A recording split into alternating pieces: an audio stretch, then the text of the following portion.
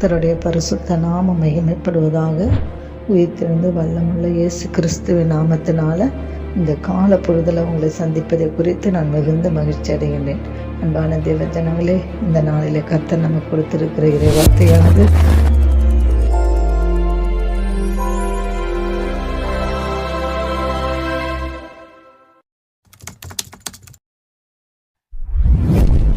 சங்கீதம் 149 3வது வசனத்தை நம்ம வாசித்து தியானிக்கலாம். அவருடைய நாமத்தை நடனத்தோடு துதித்து தம்புரினாலும் கிண்ணறத்தினாலும் அவரை கீர்த்தனம் பண்ண கடவுள்கள்.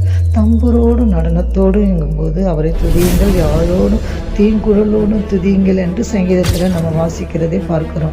நடனத்தோடு கர்த்தரை துதியுங்கள் என்று வேதம் திரும்ப திரும்ப நமக்கு ஆலோசனை சொல்லுகிறது. ஏன் தெரியுங்களா? துதித்தல் இன்பமானது, துதித்தல் ஏற்றது.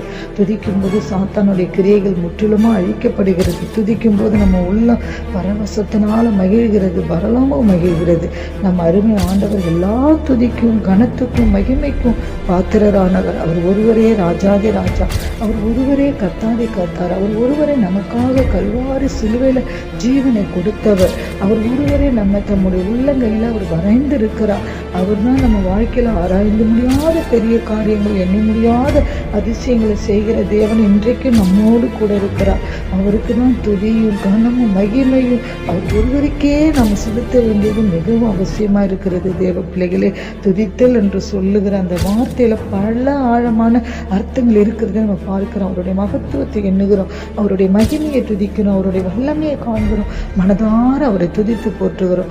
சிறு வயது முதற்கொண்டு நம்மளுடைய ஆண்டவர் நமக்கு செய்த நன்மைகள் எல்லாவற்றையும் நம்ம எண்ணி பார்க்கிறோம். நம்ம ஒவ்வொரு காரியங்களா நீங்க நினைத்து பாருங்களா. நமக்கு நல்ல பெற்றோரை தந்தாரே, நல்ல படிப்பை கொடுத்தாரே, நல்ல வேலையை கொடுத்திருக்கிறாரு, உண்ண உணவு உடுக்க வஸ்திரம் கொடுத்திருக்கிறாரு, நல்ல மனைவி கணவரை கொடுத்திருக்கிறாரு, நல்ல பிள்ளைகளெல்லாம் கொடுத்திருக்கிறாரு. அவருடைய கைகளிலிருந்து எண்ண முடியாத நன்மைகளையும் ஆசீர்வாதங்களையும் நம்ம பெற்றிருக்கிறோமே. அதெல்லாம் நினைத்து தியானித்து தேவ சமூகத்துல நம்ம நன்றி செலுத்தி துதித்து அவரை போற்றும் போது எவ்வளவுதான் மகிழ்ச்சி அடைகிற தேவன். தேவ பிள்ளைகளே, இந்த நாட்களிலே கூட தேவனுடைய சமூகத்துல நம்ம வாய்களை திறந்து கர்த்தரை துதித்து போற்றி நம்ம நடனத்தோடு கூட, ஏன் துதித்தா போதாதா, ஏன் நடனத்தோடு கூட துதிக்கணும் என்று சொல்லியிருக்கிறார்கள். தேவ பிள்ளைகளே, உதாரணமாக உங்களுக்கு 2 பிள்ளைகள் இருக்கிறார்கள் என்று வைத்துக் கொள்ளுங்களா. ஒருவனுக்கு ஒரு 8 வயதோ இல்லை இன்னொரு பிள்ளைக்கு ஒரு 10 வயதோ வைத்துக் கொள்வோமே. நீங்கள் வெளியூருக்கு போய்விட்டு நீங்கள் ஊருக்கு திரும்பி வரும்போது நீங்கள் வருகிறதை பார்த்த உடனே அந்த பிள்ளைகள் என்ன பண்ணுவாங்க? ஒரு பிள்ளை உட்காந்துருக்கிற நேரத்தில் அப்படியே நாற்காலியை விட்டு ஏந்து குடிச்சு எங்கள் அப்பா வந்துட்டாங்க, எங்கள் அப்பா வந்துட்டாங்கன்னு சொல்லி துள்ளி குதித்து ஓடி வருவாங்க.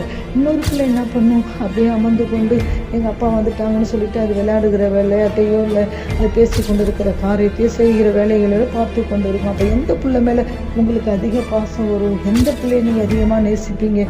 ஓடி வருகிற பிள்ளையை கட்டி அணைத்து தூக்கி முத்தமிட்டு அந்த பிள்ளையை எவ்வளோதான் நீங்கள் கொஞ்சம் கொலாவுவீங்க. தேவ பிள்ளைகளே, அப்படிதான் நம்ம அருமை ஆண்டவரும் கூட.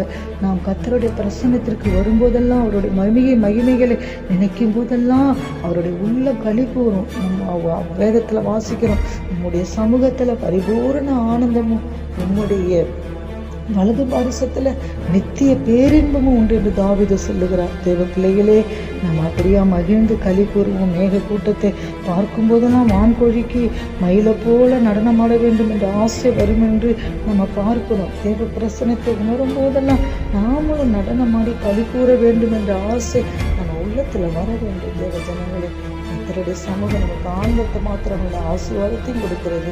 நம்ம கர்த்தருக்குள்ள சந்தோஷமா இருப்போம். கர்த்தர் நம்ம குடும்பத்தையும் பிள்ளைகளையும் மனைவியும் ஆசீர்வதிப்பாராக. நம்ம ஜெபிப்போம்.